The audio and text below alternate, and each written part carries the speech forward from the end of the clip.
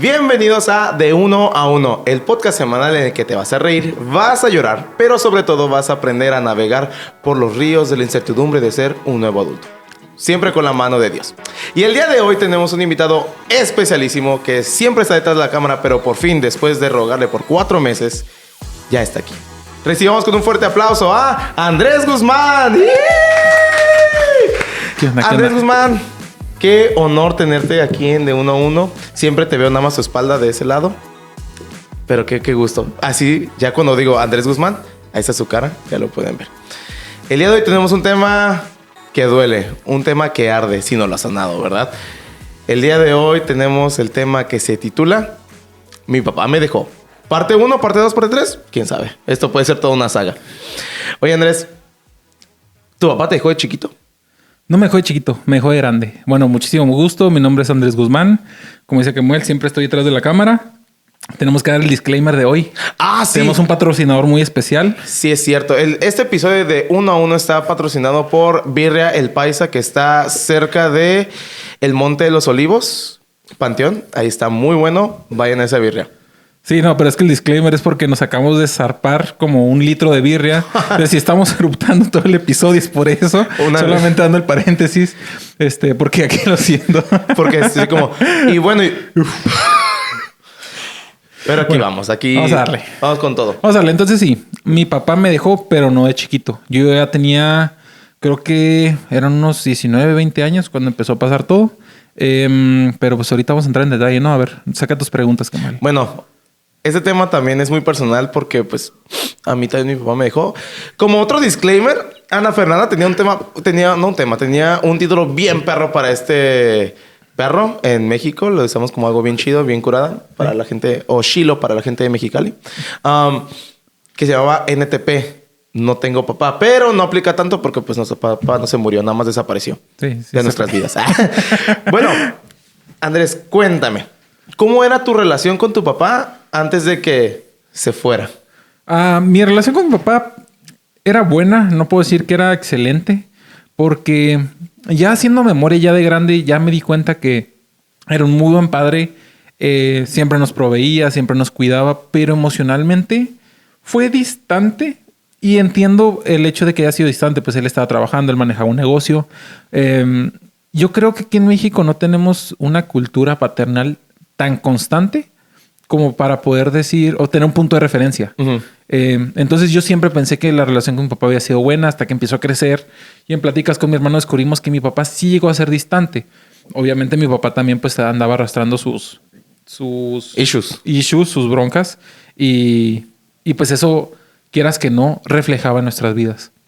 Entonces era una buena relación. La verdad con mi papá era con el que más me identificaba en mi casa.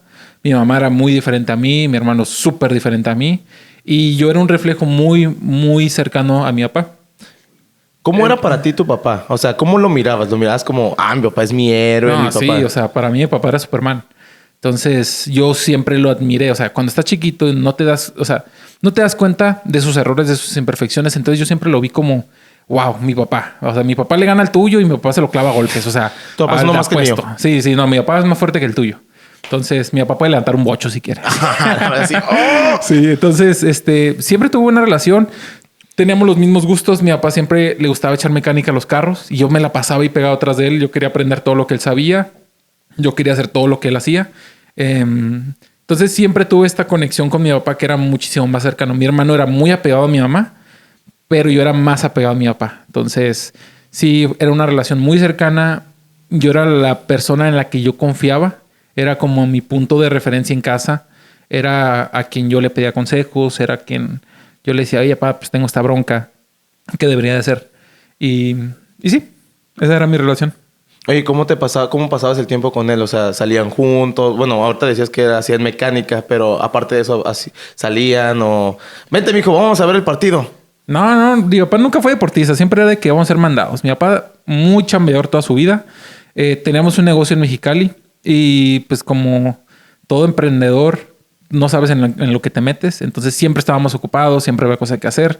Entonces a mí me encantaba irme con mi papá a cobrar, Como Coppel. Sí, ándale. Pues tenía un negocio así de cobranza y nos íbamos de que a los yonques, de que, oye, una pieza del carro del negocio se descompuso, acompáñame a buscarla. Entonces, o sea, mi infancia era acompañar a mi papá a los yonques en el solazo de Mexicali y andar buscando una pieza así, en medio de los carros todos oxidados. Oye, me pero encantaba. en ese momento, o sea, que iban como buscando esas piezas, ¿hablaban o nada más era como de, mira, mijo, está bien chida la carretera? Ya está ahí. No recuerdo. Creo que siempre hablábamos como de cosas cotidianas. Era como...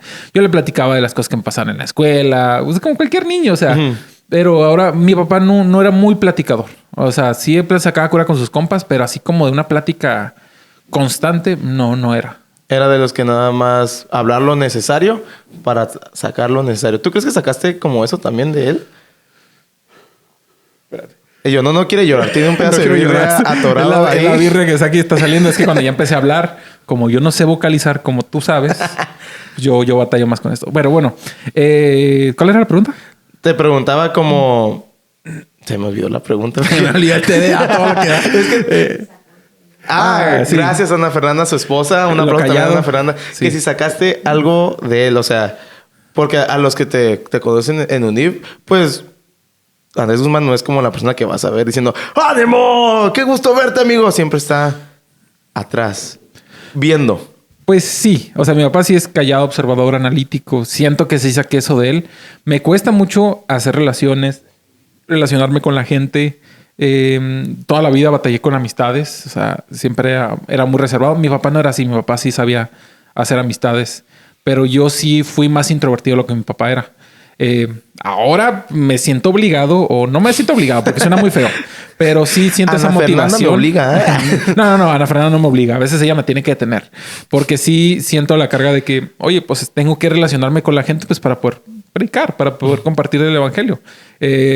Siento que es algo de lo que Jesús ha trabajado en mí, pero si tú dijeras, Andrés, ¿qué es lo que quieres estar haciendo este viernes en la noche? Es estar encerrado en mi casa con mi esposa viendo películas o comiendo chuchería o jugando videojuegos. Unos tesoros que algunos no pueden obtener todavía. Exactamente. Mi viernes ideal es estar afuera con quien sea, nada más platicando. Aquí puedes ver las diferencias, o sea, porque aquí no traemos solamente gente que está, no, también hay gente real como Andrés Guzmán que no quiere estar saliendo los viernes. Si tú eres una persona que no te gusta salir los viernes, Andrés Guzmán es tu tipo de persona. No te juntes conmigo así. Yo no te voy a molestar a ti. No te juntes conmigo. Sí. Es que los extrovertidos no entienden esta parte del introvertido. No, fíjate que es muy difícil. Podemos estar con gente. Podemos pasárnosla muy bien, muy chévere. Como aquí batallo mucho para ponerme aquí frente a la cámara. Pero ya como que agarrando la plática está súper bien. Pero después de esto voy a terminar exhausto. No voy a querer hablar con nadie.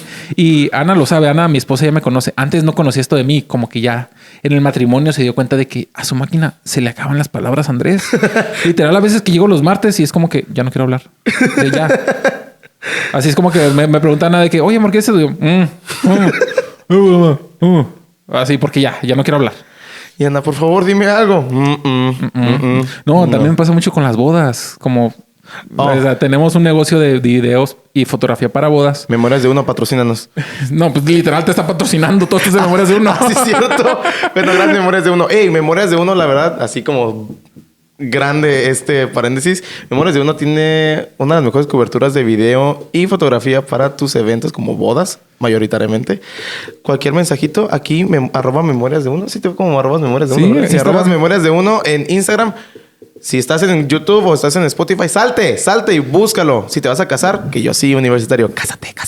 Tenemos canal de YouTube, nomás digo. Tienen también canal. O sea, nomás es el portafolio. Pero bueno, ya pasa el paréntesis, ya. Ya mi esposa ya me hizo ojitos de cuchi. ¿Y cómo te diste cuenta que tu papá era imperfecto? O sea, porque todo niño crece como con esa idea de que mi papá... O sea, yo crecí con esa idea de que mi papá era perfecto, no se equivocaba. Lo que me decía era como de... Tienes razón. Sí, wow. Pero llegó un punto en el que dijiste... caray. Mi papá se equivoca. Sí, mira, yo creo que eso es normal porque todos en la pubertad pasamos por esa etapa en la que creemos que sabemos más que nuestros papás. Entonces yo creo que eso es de cajón. O sea, no es algo de que, me topé en algún día y dije, mi papá es imperfecto. Nada. Pues, como cualquier chavo puberto, tu actitud es de que no sabe nada. Mi viejo no sabe nada. Yo sé todo. Yo lo sé todo. No lo necesito. Oye, pero platícame, ¿cómo es todo esto que se va? ¿Por qué se va? Ok, vamos a entrar a buen tema. Y yo, no te vayas, lo demás fue nada más diversión. Así que quédate para que puedas escuchar lo picosito. Vamos a llorar, vamos a derramar lágrimas de hombres. Vamos a tener que cortar todo lo demás. Bueno, todo pasó cuando yo tenía 19 años. Empezó a pasar. Bueno, contexto. Mi papá y mi mamá se habían intentado divorciar cuando yo era chico. Yo creo que tenía unos 5 o 6 años. Y en esos tiempos el divorcio era un poquito más complicado. Los mandan con una psicóloga y que era cristiana, y esta psicóloga les dice, ¿saben qué? Pues vayan a un grupo de matrimonios de la iglesia. Mis papás asisten y mi papá en un grupo de matrimonios, un grupo en casa, él dice abiertamente, le engañé a mi esposa y estoy aquí para arreglar mi matrimonio. Y mi papá entregó su vida a Cristo. Una vez entregando su vida a Cristo, yo estaba chiquito. Y me llevan a la iglesia típico de a fuerzas, pues. Uh-huh.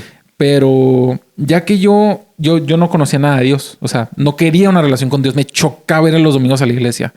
Y más porque... Ibas obligado. Sí, y en la iglesia en la que íbamos, la alabanza duraba como 1 hora. Y me acuerdo que me chocaba. Yo estaba así viendo al director de la alabanza de que ya cállate, por favor, que esta sea la última.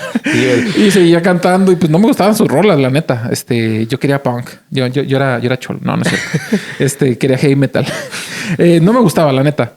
Y ya me acuerdo que yo tenía como 16 años, 16 o 17.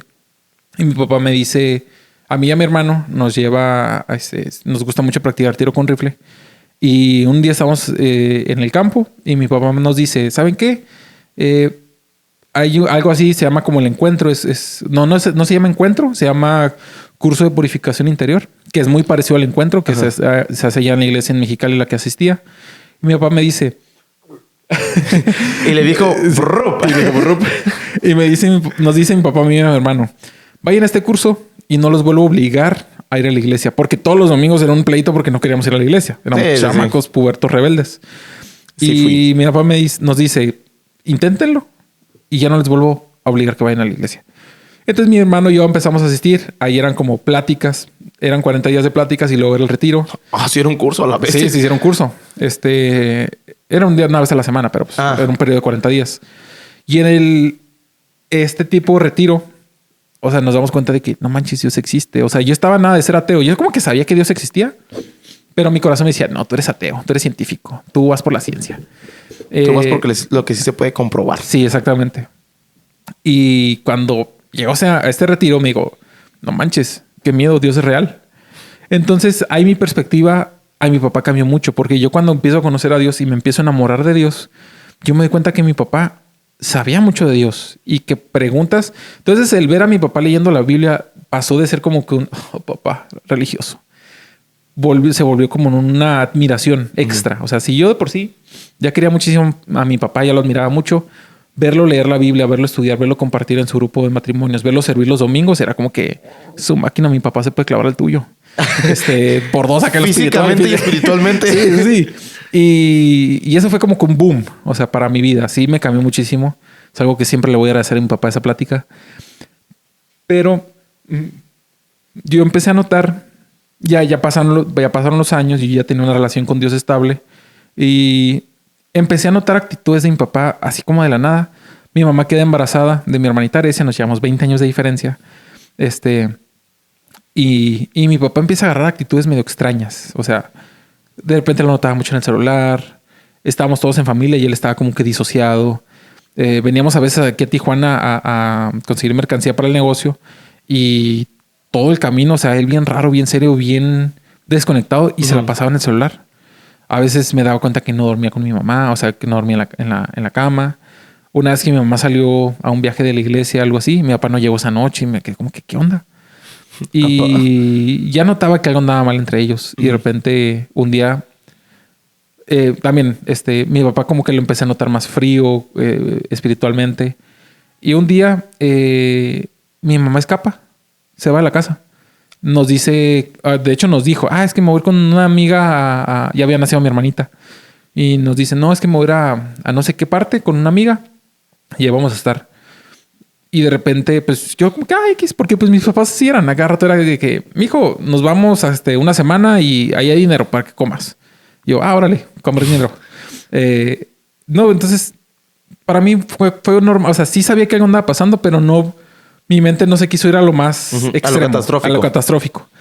Y de repente veo que mi papá hace una publicación en el grupo de la familia de que, oigan, ¿alguien sabe dónde está el nombre de mi mamá? Y de repente yo de que, caray, ¿qué está pasando? Y de repente toda la familia empieza a comentar un chorro de cosas y que no, es que subí una foto en Facebook y se pusieron a investigar todos y yo como que, ¿qué está pasando? A ver, voy a pausar Avatar. Y yo me acuerdo que le empecé a marcar a mi mamá y mi mamá no me contestaba. Y hasta que un día me contesta, porque pasaron varios días, y ya le dije, ¿qué onda, mamá? ¿Cómo estás? Yo ya sabía que algo había pasado. Espérate, me está moqueando la nariz. Y yo, okay. No estoy llorando, no estoy llorando. Son las alergias. Y así voy a decir cada que llore. Es que aquí hace muchas alergias. Es que me cala la luz. No, y me doy cuenta, ya para no hacer el cuento largo, es que mi papá le había sido infiel a mi mamá. Había embarazado una chava. Yo tenía 20, la chava tenía 19 años. Pues mi mamá tenía a mi hermanita, o sea, chiquita, de menos de un año. Y pues ahí es cuando empieza todo el merequetengue. O sea, mi papá empieza así súper raro. Se alejó de Dios. Como que fue de... ¿Tu mamá se escapó?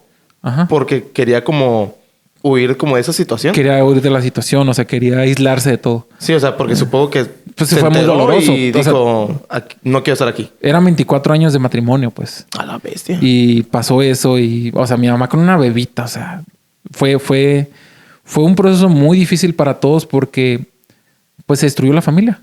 Y pues yo ya estaba grande. No es como de niño de que... Como en tu caso. O sea, que tú no sabías qué pasaba. No. O sea, yo sabía. Yo estuve en medio y fue un divorcio muy caótico. Fueron muchas peleas. Y a mí me tocaba estar en medio. Me tocaron hacer muchas cosas. Pero pues ahorita... A ver, saca otra pregunta. Y yo, bueno, ya que mencionaste mío, pues bueno, yo sí pasé. Ahí yo, como Andrés dice. Andrés fue de... Pues casi adulto joven. Yo fui de niño. Que mi papá, pues... No nos dejó como tal. Bueno, sí nos dejó. Ana Fernanda me está viendo con ojos así, pero sí. Se fue. Sí te dejó, bro, no te hagas. Sí me dejó. O sea, sí nos dejó. Pero es que estuvo muy chistoso. Mira, yo siempre lo contaba con chiste. Me acuerdo que lo contaba así bien random en la escuela. O sea, a mi maestra y a mis... Para que vean, niños... Sí, padres, los niños cuentan todo, ¿eh? Sí. Y los maestros, feliz día del maestro. Estamos grabando esto un 15 de mayo. Feliz día del maestro. Lo sabemos todo porque lo cuentan todo. Y yo me acuerdo que le decía a mi maestra, no, es que pues mi papá mi mamá lo sacó de la casa porque en ese entonces yo pensé, se pelearon porque mi papá llegó a la gasolinera y a mi mamá no le gustó que la recogiera en la entrada a la gasolinera, que no se metiera en la gasolinera y que la esperara como por donde están las bombas de gasolina. Y pues se pelearon un montón. Y dijo, saca tus cosas de la casa. Y yo venía de la escuela, iba en quinto año. No, quinto año de primaria. Sí, quinto año de primaria. Y me acuerdo que mi mamá sacando todo. Y se fue. Y yo... Ya me quedé dormido. Y mi papá cuenta que se metió todavía a la casa y me dejó un Kinder sorpresa. Yo no supe esto hasta como 20 años después. Como 10 años después. Solo... Sí me amabas. Y yo, sí me amabas, papá. No vamos a la persona. Pero esa no fue la primera vez. Era como la cuarta vez que ya se iba de la casa. O sea... Y pues... Hacemos este episodio para que... No digas...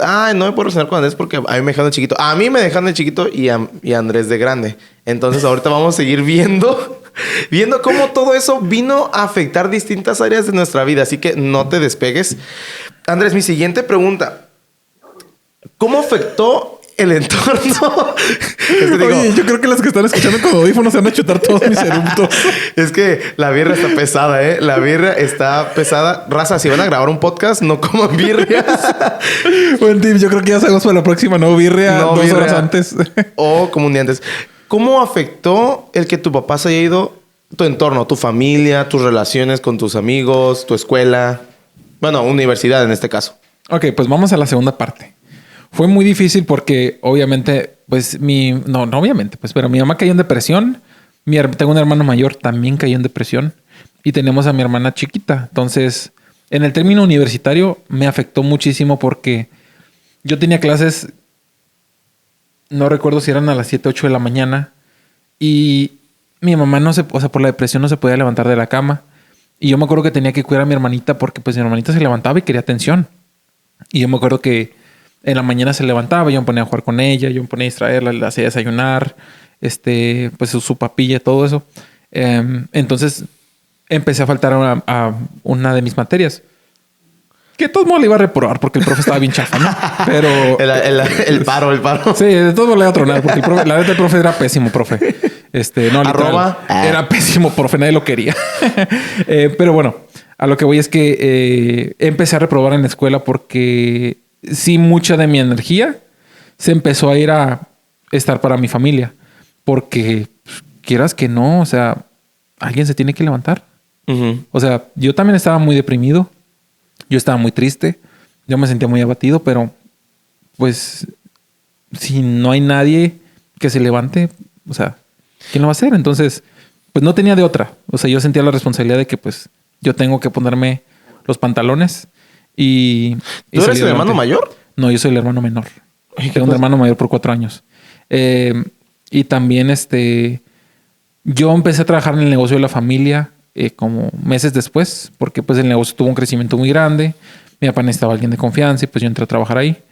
Y ahora tenía trabajo, escuela y familia. Entonces, pues quieras que no. Ah, y el ministerio también. En ese momento me estaba poniendo de novio con Ana Fernanda. O sea, éramos amigos. Sí, me está haciendo ya ojitos de que... No, porque esto fue antes de que nos pusiéramos de novios, ¿eh? Todo esto fue antes de que para que no me reclame. Cualquier cosa que quieras saber, episodio número 4 con Ana Fernanda Favela, noviazgo a distancia. Ahí te vas a enterar todo lo picosito de su puesta de noviazgo. Bueno, nada más disclaimer. Cuando estaba pasando esto, Ana y yo apenas éramos amigos y yo me acuerdo que yo no le había platicado a nadie, pero sentí que podía contarle a ella porque ella era una amiga genuina a la que le pude decir, oye, ¿sabes qué? Mis papás están pasando por esto, necesito apoyo. Necesito que alguien me ayude porque yo me sentía solo, literal. Y es algo que también, sí o no, los hombres como que Sí, nos cuesta mucho pedir ayuda. Nos cuesta mucho... Bueno, a mí en lo personal me costaba mucho pedir ayuda. Y no solo pedir ayuda. Yo siento que cuando eres hombre y te estás pasando por un mal momento, muchas veces te dicen como que, ay, pues, man up. O sea, como que... Sí. Levántate como ya, X. Eres un hombre. Y luego, pues, también muchas cosas como es la iglesia, de que tú tienes que ser un hombre, tienes que pararte. Yo no puedo pararme, la neta. No puedo pararme, no siento las ganas de pararme. Y no todos van a estar dispuestos a llegar y decir, hey, te doy una mano para que te pares. Entonces fue algo que yo experimenté y es muy solitario. ¿Qué necesitaba ese Andrés? ¿Qué es lo que tú necesitabas en ese entonces? ¿Qué necesitaba? Sí. Pues es que, o sea, te puedo decir la respuesta fácil, necesitaba a Dios. Uh-huh. Me aferré a Dios en todo ese periodo. La verdad fue un periodo muy gacho para mí. Y yo me acuerdo que estaba bien triste, bien desesperado. Y yo sí le reclamaba mucho a Dios de que, oye, ¿por qué permites que pase esto? Uh-huh. ¿Por qué permites que me esté yendo tan mal si yo no he hecho nada?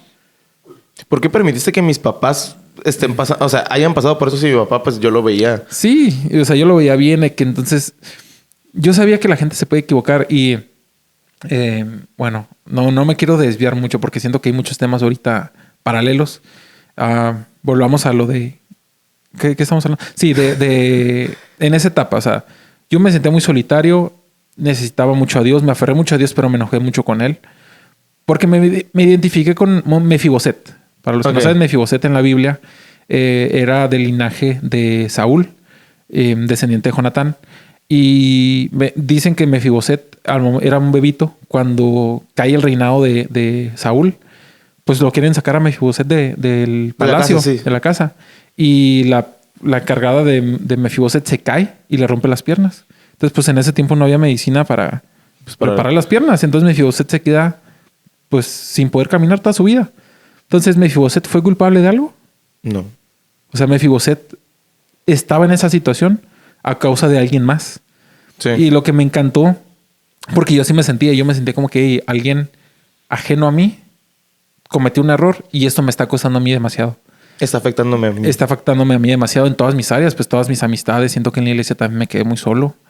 Muchas de las amistades que yo admiraba y sentía como que podía contar con ellos. Al principio sí estuvieron al 100, pero la diferencia de un duelo a un divorcio es que en el duelo la persona fallece, la entierras y ahí queda. El divorcio es como si tú perdieras a alguien, pero la persona sigue viva y sigue haciendo daño. Entonces son procesos de sanidad más largos. Entonces yo literal sentí que tuve que enterrar emocionalmente a mi papá para poder sobrellevar esta situación. Entonces yo en esta etapa de tristeza, yo me acuerdo, te digo, al principio era como que no, sí estamos para ti. Y de repente fue como en la iglesia, o sea, no desaparecí, me desaparecieron. O sea, yo estaba involucrado en todo y de repente ya no estaba en ningún grupo. O sea, me sacaron de los grupos. O hacían grupos nuevos donde yo no estuviera. Y fue muy gacho porque, o sea, yo contaba con estas personas. Y como dices, a veces que dices, es que no me puedo levantar. Necesito que alguien me ayude a que me levante. Pues yo no tenía a nadie. Yo me acuerdo que le mandaba mensajes a un amigo de que, hey, carnal, podemos salir. Necesito despejarme. Estoy muy estresado. Yo me quedé a cargo de todo el negocio de la familia porque mi papá se fue a Ensenada a abrir otra sucursal. Pero ya les platicaré de eso. Y yo me quedé con un negocio muy grande, con mucho desorden, con muchas deudas. Estaba fracasando en la universidad, estaba fracasando en el negocio. Esto quieras que no traía problemas para mi relación de noviazgo con Ana Fernanda. Pues mi mamá me veía a mí, veía una figura muy parecida a la de mi papá y se desquitaba mucho conmigo. Mi hermanita me decía papi, hermano, porque ya casi no veía a mi papá. Entonces fue una etapa en la que se me pusieron muchísimas cargas y no tenía nadie a quien acudir. ¿Qué era lo que más extrañabas de él? O sea, de tu papá. ¿Llegaste como a extrañar como, ay, eso sería... O sea, ¿llegaste a pasar, no sé, tal vez una noche o... Bueno, No, o sea, Mexicali es muchísimas diferente. noches. Sí, o sea, como, no manches. O sea, me encantaría que ahorita estuviera mi papá para decirme, hey, vámonos, súbete a la troca y vamos a... O sea, ¿no te hubiera gustado como de... Me gustaría que todo fuera como antes? O sea... No, claro que, o sea, en muchas ocasiones te decía de que, pues, papá, ¿dónde estás? O sea, ¿por qué yo estoy haciendo todo esto? Ok, y paréntesis. Yo ya hasta esta fecha, yo en ese momento sí estaba muy sentido con mi papá, pero esta fecha ya yo entiendo el propósito de por qué Dios utilizó este proceso. Yo a la fecha ahorita ya no tengo nada con mi papá, ya entiendo muchas cosas que él a lo mejor no trató en su vida, que lo pudieron llevar a esto. Yo ya lo perdoné, yo entiendo muchísimas cosas, o sea, no lo hago en todo en pos de reclamo, no, nada más este paréntesis, pero en ese momento yo sí lo extrañaba, pero extrañaba yo no tener que ser responsable de tanta gente ni de una familia. O sea, porque yo a mis 20 años, yo no había tenido relaciones sexuales con nadie para andar cuidando el bebé de nadie, para andar cuidando una familia, para andar cuidando un negocio que no era mío, que las ganancias no eran mías, que las deudas no eran mías. Yo tenía mucha inexperiencia. A mí muchos trabajadores me dieron la cara, me robaron muchísimas cosas y yo no tenía la autoridad para hacer nada. Entonces era como... Me volví un saco de box para todos los que me rodeaban. Entonces todos se desquitaban conmigo y en mucho de ese proceso era de que, Dios, ¿por qué estoy aquí? Yo me acuerdo que siempre antes de dormir le decía, Dios, mátame. O sea, ahorita ya me voy a dormir, mátame, por favor. Que amanezca muerto, por favor. Y cuando me estaba acostando me ponía a pensar en Ana Fernanda, me ponía a pensar en mi familia, en mi mamá, en mi hermana, en mi hermano. Y decía, pues bueno, alguien tiene que tener pantalones. Y pues ni modo. Entonces, Señor, dame salud y dame fuerzas para otro día. Y todos los días eran una pelea. Batalla, sí. Una batalla, una pelea. Porque era como si tú ahorita te dijeran, Kemuel, estás encargado de 40 personas, 40 familias. Bueno, no 40 familias, pero ponle 20. Tus decisiones van a afectar muchísimo y también tienes una universidad que sacar adelante, tienes un noviazgo que sacar adelante. Entonces es una carga que de un día para otro pues, es imposible soportar. Es algo que nunca, o sea, pensaste en tener a esa edad. A esa edad no, o sea, no tenía la experiencia. Yo creo que si ahorita estuviera en esa posición, pues X, fácil, ¿no? Ya con el colmillo que tengo ahorita, pues sí lo saco adelante. Pero en ese momento no tenía ni la sabiduría, ni la madurez, ni nada. O sea, literal era un niño jugando a ser adulto. Un adulto muy responsable. Un adulto que está siendo más responsable que muchos adultos más grandes. Sí, y lo peor de todo es que no la estaba armando. Porque no era el lugar en el que yo tenía que estar. Wow. Entonces sí hice muchas cosas malas porque no era mi lugar para estar. ¡Ah, su mecha! Y yo, Andrés, ¿todo esto lo tenías guardado? Yo también me acuerdo de que cuando... Mi papá se fue muchas veces. Nos dejó muchas veces. Yo me acuerdo de que... Eso es muy feo, ¿no? Porque cada que llega te da la esperanza de que Sí, ay, va a llegar, todo va a estar bien y otra. Sí, me acuerdo. Mira, yo vivía con mi mamá en una casa, le decíamos Casa Verde, que está por Camino Verde. No vayan ahí. Ah, la de verde menta. Es una verde menta. Es una color verde menta. Y me acuerdo que yo solo tengo el vago recuerdo de que ahí no estaba mi papá. Luego entramos a la primaria. Entramos mi papá y yo. Entré a la primaria y nos fuimos a vivir a Santa Fe, que es una colonia aquí en Tijuana. Y me acuerdo mucho que ya estaba mi papá y que era muy divertido. Yo disfrutaba mucho de mi papá. Como tú dices ahorita, para mí mi papá era como lo máximo. Mi papá era el que salía a jugar conmigo. Mi papá era el que le interesaban las mismas cosas que yo. Porque aunque he vivido casi toda la vida con mi mamá, somos algo opuestos, ella y yo. Pero con mi papá nos gusta lo mismo, le vamos al mismo equipo. ¿Le vas a la América? Sí, él me pasó ese... Lo siento, si se quieren ir de 1-1, no sean ofendibles. La neta, no me gusta el fútbol, pero sí... brother. No es cierto. O sea, Cristo acepta a todos, ¿eh? Los ama a todos por igual. Si Cristo puede aceptar a alguien que le va a la América, te puede aceptar. Donde sobreabundó el pecado, sobreabundó la gracia. Nomás digo, nomás la dejo ahí. Bueno, sigue. Entonces, yo me acuerdo que en una de esas, mi papá se va otra vez. No, era como periodos que se iba un poquito tiempo, mucho tiempo. Y me acuerdo que yo iba antes a una iglesia que se llamaba La Arena, que está ahí ahí está por ahí. Putlangeu. Y yo siempre estuve desde chiquito en cuna cristiana. O sea, yo estuve en cuneros, primero, segundo, tercero, cuarto, quinto, sexto, de primaria, ahí aprendiendo de Dios. Y me acuerdo que yo era un niño, pues que siempre he sido un soñador, la verdad. Y tenía un maestro que aún me sigue recordando. Y le recuerda a mi mamá esto. No, fíjate que yo cuando conocí a Kemuel me daba mucha ternura porque antes de acabar nuestra clase siempre le decía, hay algo por lo cual ustedes niños quieran orar. Y yo siempre, ahí Kemuel como de 5 o 6 años levantaba la mano así como, y ella como, ay, ¿qué quieres? Y yo, que mi papá pueda regresar a mi casa. Y ese señor, bueno, no me acuerdo su nombre, pero me dice, le cuenta a mi mamá que dice, nunca había tanta fe en un niño orando. Y siempre hago el chiste como de parecer que mi fe no fue tan grande porque no regresó. Bueno, sí, regresó por un periodo de tiempo. Y ya luego en quinto de primaria se vuelve a ir ya para nunca volver. Pero sí te queda como esa carga. O sea, en mi caso, porque yo estaba en el proceso de crecer, entrando a la pubertad. O sea, yo necesitaba a alguien con el que pues preguntarle esas cosas como sí, es que te guiaran toda la hormona, ¿no? Ajá, mi cuerpo está cambiando y mi mamá, pues, ¿no menstruas? Y yo, no. Me acuerdo que mi mamá me enseñó cómo rasurarme. Wow. Con lo poco nada que sabía mi mamá, me enseñó a rasurarme. O sea, mucho de lo que conozco es de mi papá, de mi mamá. Y a mí, o sea, yo acarré por mucho tiempo esa falta de una paternidad. O sea, sí crecía, era bueno en lo que... O sea, era bueno en la escuela, era inteligente, era bueno para el deporte, pero siempre cuando yo me podía como reflexionar de mí mismo, era como que me falta algo. Como que tengo todo lo que mi mamá me dio, pero ¿qué de esta parte? ¿Qué de esta parte masculina?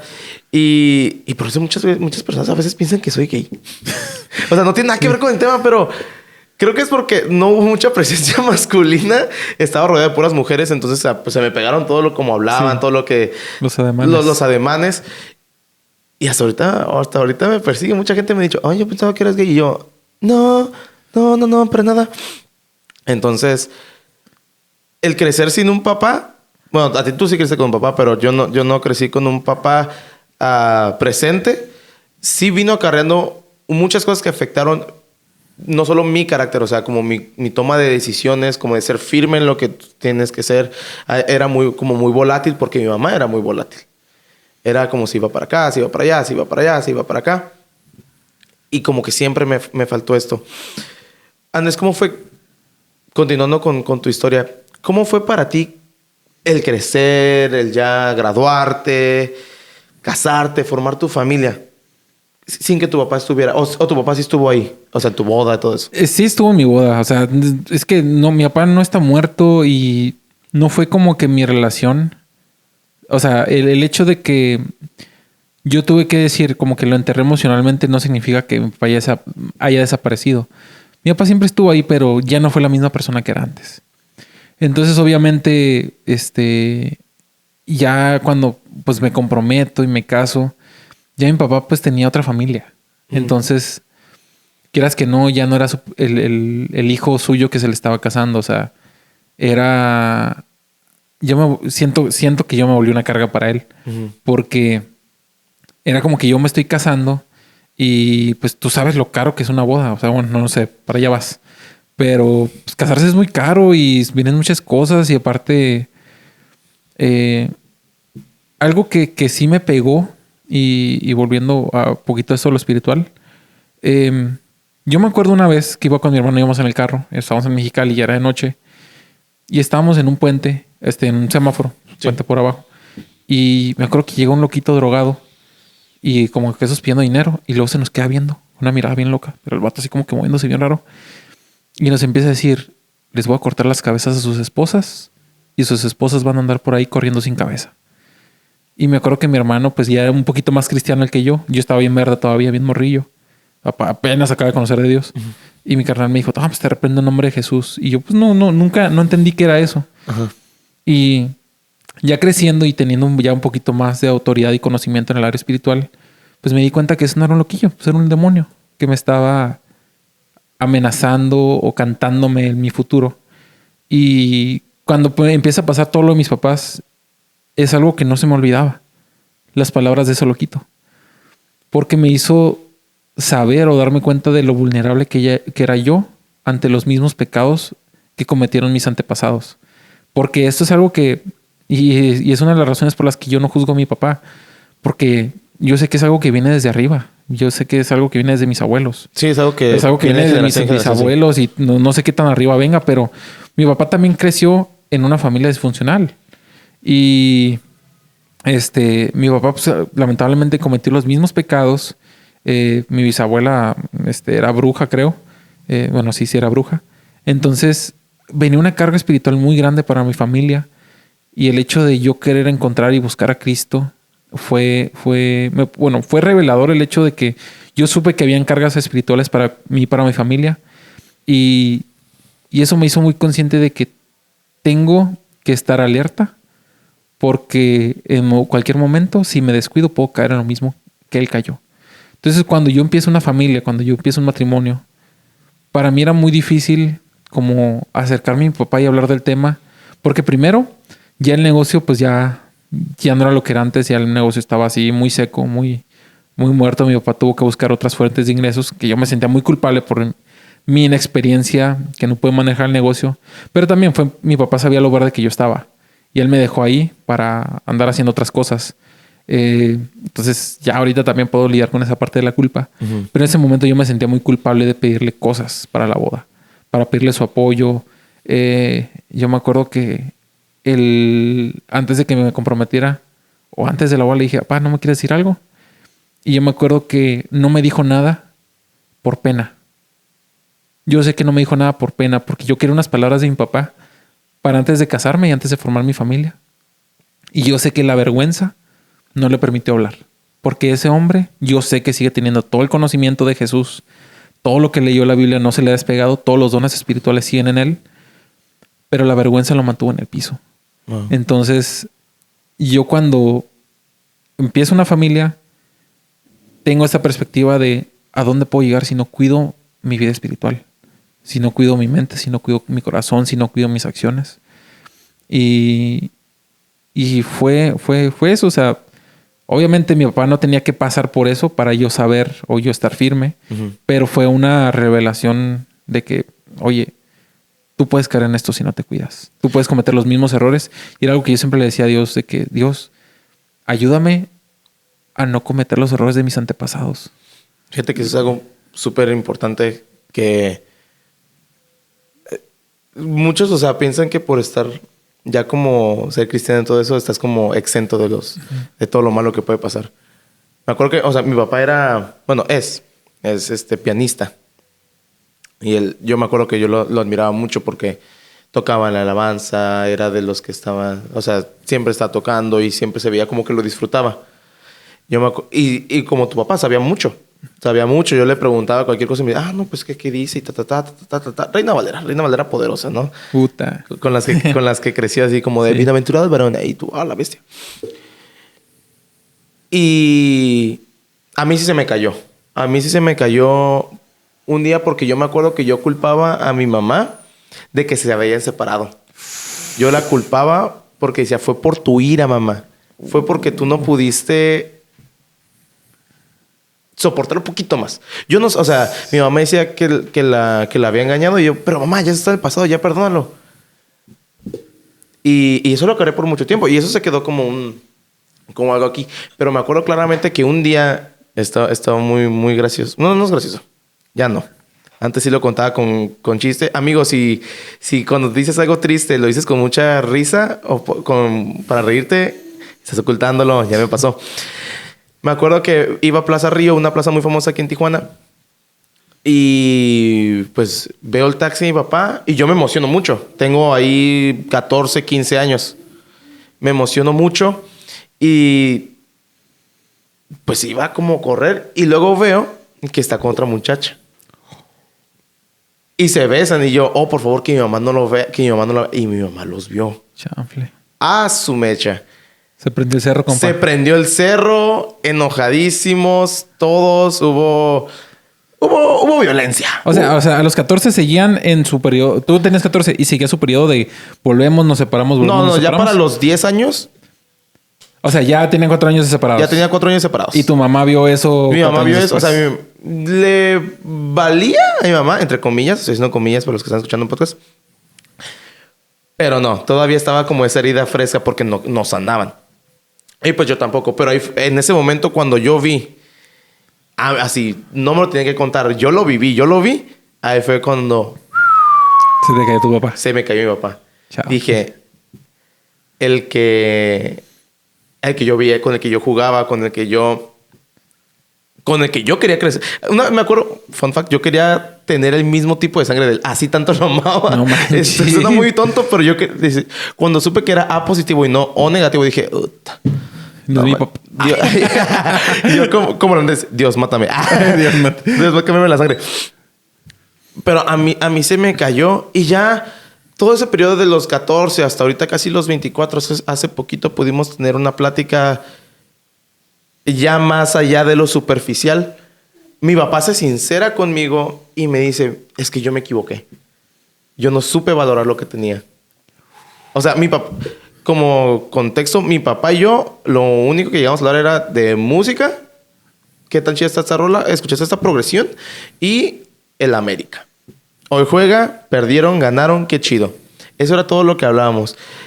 Pero fue el año pasado en el que, no sé, como que había algo que había que sanar en esa parte. Y ahorita que estás diciendo, o sea, con tu boda, yo en esta parte, fue como...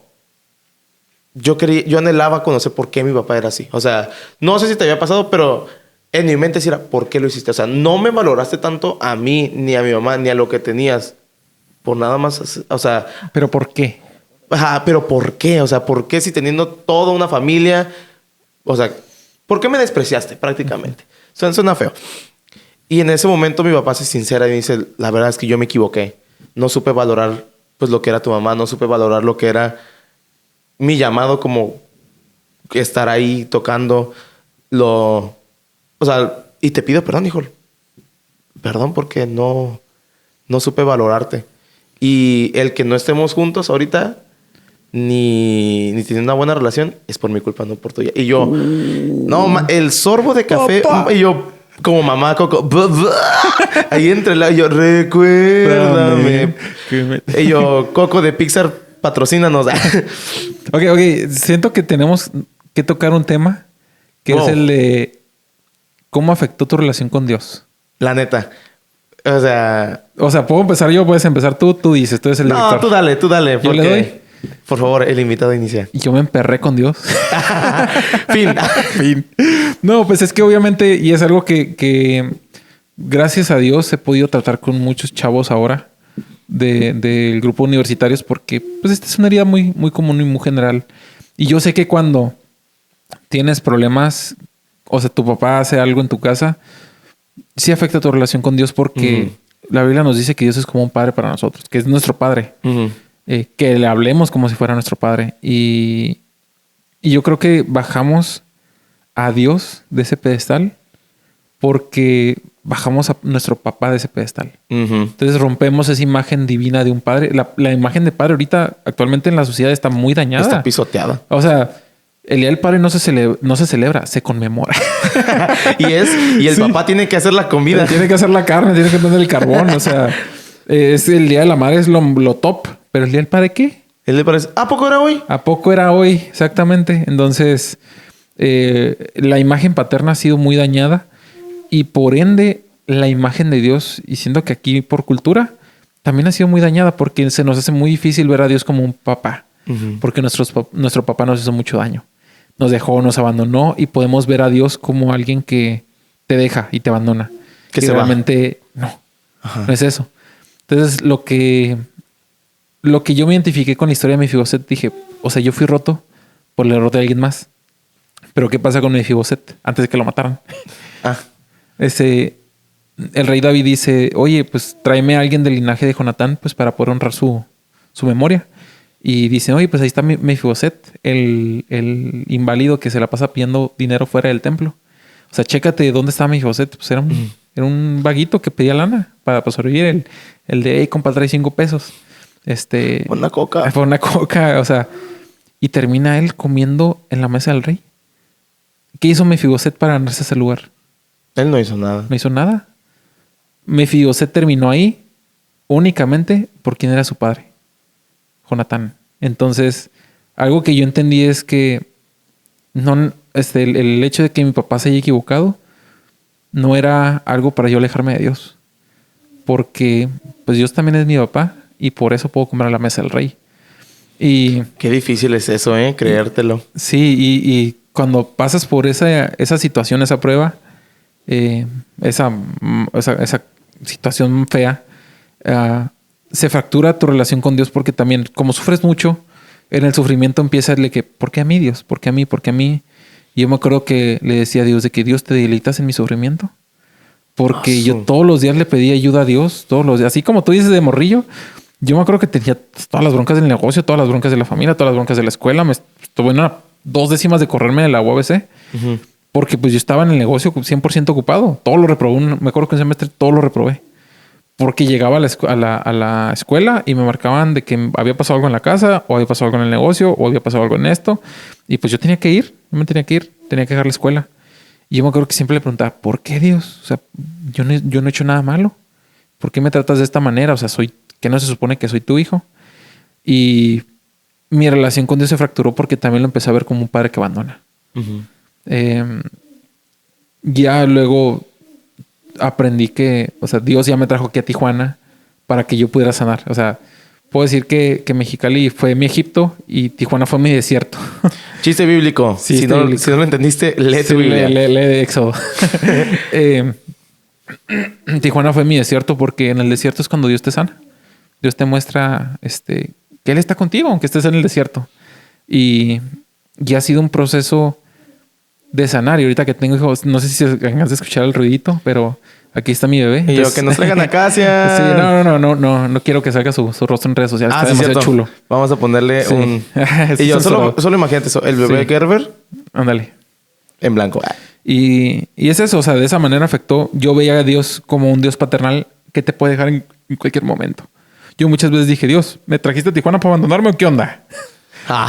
¿Para qué me trajiste acá? ¿Para que me muriera de hambre o qué? Exactamente. Muchas veces tuve esa conversación con Dios, ese reclamo. Pero pues Dios es bueno, Dios es fiel. Y ahorita puedo hablar que tengo muchas cosas muy buenas. Y ahorita pues vamos a seguir hablando de eso, ¿no? A ver, platícame tú. ¿Cómo te afectó a ti? Mira, a mí desde chiquito lo enterré. O sea, mi papá era como cura. Mi papá no está. Y lo enterré así muy profundo. Pero ¿qué pasaba?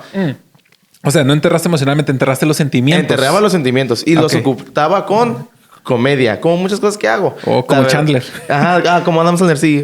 No, como Chandler de Friends. Y yo, como Adam Sandler. Y yo, como, sí, todo lo que... Si lo dices con mucha comedia y dices, su mecha me dolió aquí, es porque todavía no lo has sanado.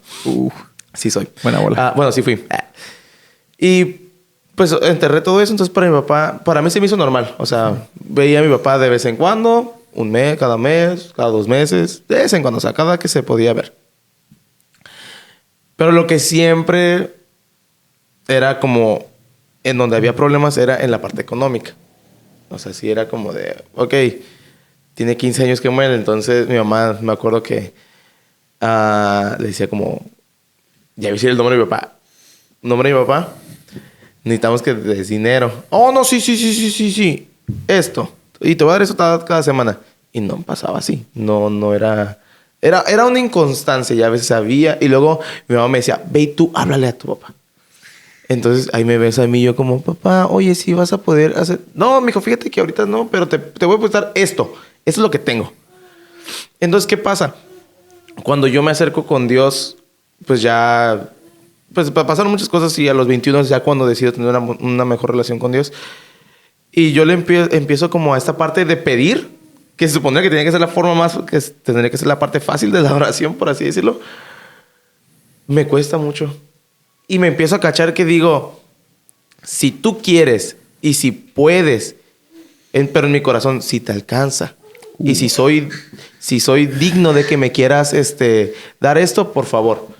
Y me cachaba muchas veces de que, fui malo, me equivoqué, no merezco nada, ni que me veas, ni que me demuestres amor, ni que me abraces. ¿Por qué? Estuvo buena la vida. ¿Por qué? Porque, pues prácticamente, o sea, a lo largo de mi vida me hicieron creer eso. Que era por como yo era. O sea, lo que yo hacía afectaba. Y me sentí muchas veces que yo era como el problema entre mis papás. O sea, yo decía, si yo no estuviera, pues mi mamá no le pedía dinero, ya se hubieran librado de mí. Entonces, ese fue mi problema con Dios. No tanto como contigo de que se fuera, sino como de no te puedo pedir porque no sé si vas a querer o vas a poder. Entonces, cuando decía, no, pide las cosas, o sea, Jesús dice, su Padre que está en los cielos ya sabe lo que quieren, nada más, o sea, ya saben lo que quieren, nada más pídanselo. Y yo, no, pues sí, pero ¿qué tal si lo que te pido es mucho? ¿O qué tal si lo que te pido es... Pues no me lo quieres dar? Porque con mi papá era de... Papá, me gusta tener esto. Sí, pero ahorita no. O sí, pero no puedo. Es siempre, no tengo dinero. Y eso que... Pues como también dices hace rato, o sea, todo eso no viene de solo mi papá. Viene de su abuelo, de su papá, y de su papá, y de su papá, y de su papá. De malas decisiones que fueron... O sea, mi papá no es que haya nacido malo. Es que pues todo lo que vivió... Y todo lo que te enseñan. Y todo lo que te enseñan. Porque yo creo que hasta ahorita que estoy trabajando en eso, tenía ese chip de no tengo. No me alcanza. Me cae dinero pero ya lo tuve que para acá. Y si doy de lo que tengo, me voy a quedar con menos. Y no sé si me va a llegar más. Y no sé si voy a llegar y no sé si me va a llegar más. O sea, todo eso afectaba mi relación con Dios. Porque yo no le podía pedir con libertad. Claro, tampoco es como que dame un carrazo, ¿no? Pero siempre es como por favor, dame que cuando vaya a esta entrevista de trabajo o ese trabajo me vaya bien. No me sentía yo con la capacidad de decirle, Dios, sé que tú lo vas a hacer porque tú me amas. Era como de, pero es que no me he portado tan bien. No he hecho las cosas tan bien como para que tú me quieras decir, sí, te lo doy. Pensaba que era como, ¿y te equivocaste? Se te fue la bendición. Se te fue la bendición por malo, porque no te lo mereces. Por dos. Entonces, ha sido una lucha bien grande. Y quería comentar también que también es una lucha el ya saber de qué patita cogieron tus papás. O sea, yo creo que el tuyo y el mío pasaron por lo mismo. Exactamente lo mismo, de hecho. Ahorita lo platicamos después. Y yo me doy cuenta que a veces salen actitudes de mi papá. Y digo, no manches. Si sigo haciendo esto como mi papá lo está haciendo, voy a terminar cayendo en esto. O si me sigo comportando con el dinero con mi papá, voy a terminar con esto. Me da miedo. Sí. La verdad, me da mucho miedo porque uno... O sea, yo siempre decía, no voy a terminar con mi papá. La verdad, yo voy a ser diferente. Pero creces poquito, la vida te pone situaciones... O sea, Dios va poniendo como situaciones que te hacen ver de... Eres frágil. Sí. Eres frágil y... Agárrate a mí porque si no... Vas a terminar donde mí. Yo creo que todos los papás dijeron eso. Yo no soy igual que mi papá. Pero muchas veces repitieron lo mismo. Repites el mismo patrón. Fíjate que cuando ustedes tomen su prematrimonial, cuando se van a casar, te vas a dar cuenta que casi todo el prematrimonial es qué actitudes viviste en tu casa que hicieron tus papás. Eso es lo que vas a batallar tú. Tú vas a replicar, o sea, aunque tú digas que no, tú vas a replicar lo que tus papás hacían que no te gustaba. Ah, su mecha. Entonces sí es como que no manches, o sea, tienes que estar bien firme porque tú, como dices, tú crees que no te va a pasar, tú crees que no va a ser. Y yo hasta la fecha me sigo cachando con mentalidades que yo tenía en mi familia, que me implantaron. O sea, el típico de que ahorita no hay dinero, ahorita no hay dinero, ahorita no hay dinero. Eso lo escuché toda mi vida en la casa. Entonces yo hasta la fecha tenemos ahorros, pero yo pienso que no tengo dinero. Sí, no me alcanza. No me alcanza, o sea, ya hay. Pero digo, no, eso es para después porque no tengo. Y no sé si mañana me va a llegar. Sí. Y esa es mentalidad de esclavo. Por eso cuando Dios saca a su pueblo de Egipto, ¿qué es lo que les enseña con el maná? Que no puedes guardarlo para el otro día, porque Dios te quiere enseñar mañana. No importa cuánto trabajes, sea mucho o poco, te voy a dar lo que tú y tu familia necesitan.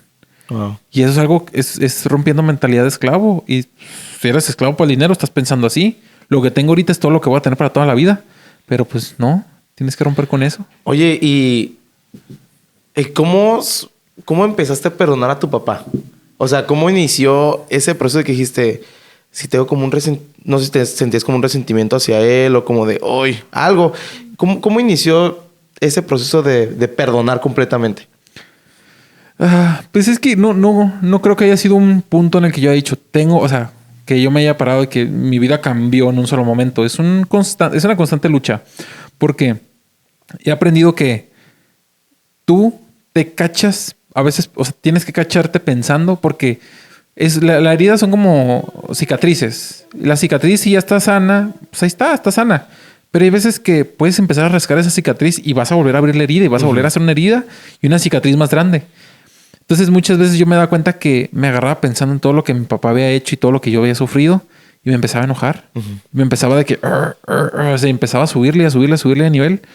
Y ahí pues el hecho de estar leyendo la Biblia, el estar en constante oración, el Espíritu Santo me decía, hey, te está rascando una herida que ya estaba sanando.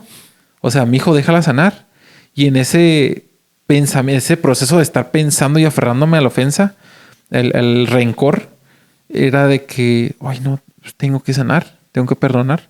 Y aunque no quiera, y aunque mi carne no quiera, tengo que perdonarlo.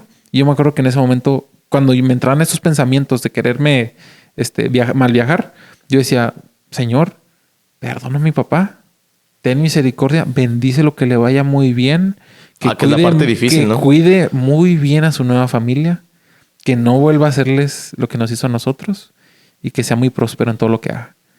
O sea, es orar y pedirle a Dios en contra de mi carne. Y eso no es algo que haces un día.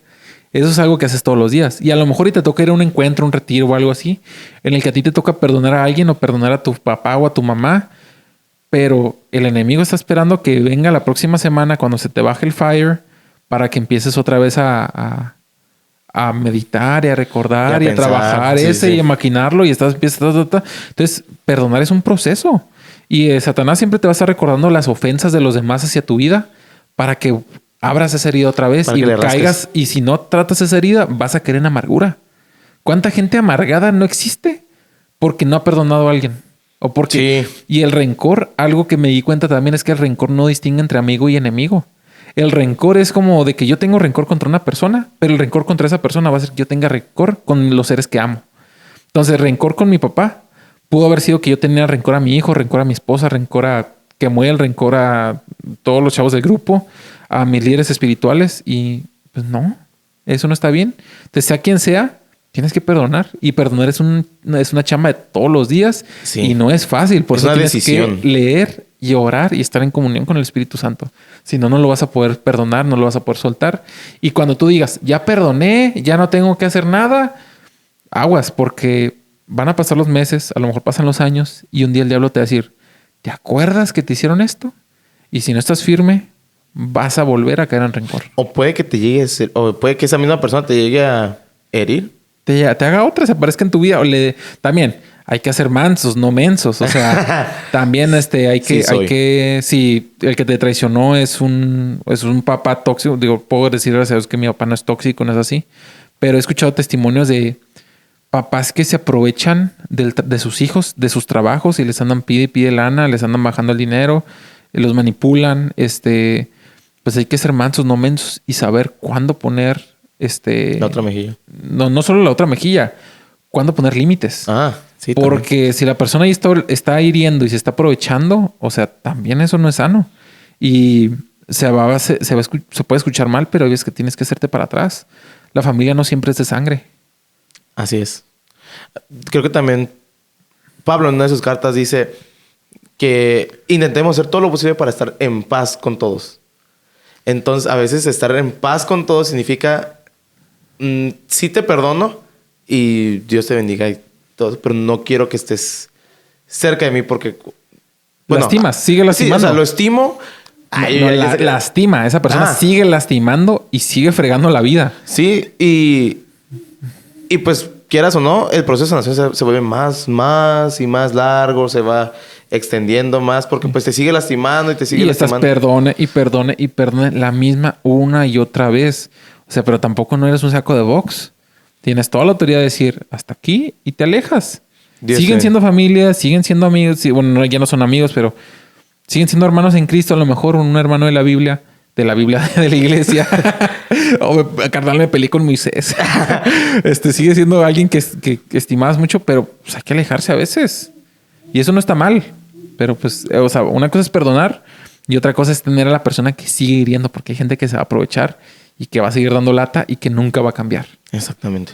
Por eso es importante que empiece ese proceso de perdonar. O sea, perdonar no es un sentimiento, no es algo que dices, yo ya amanecí con muchas ganas de perdonar. No es algo de un congreso. Sí, no es algo que tú digas, fui a un retiro, fui a un congreso y papá te perdonó. ¡Sí!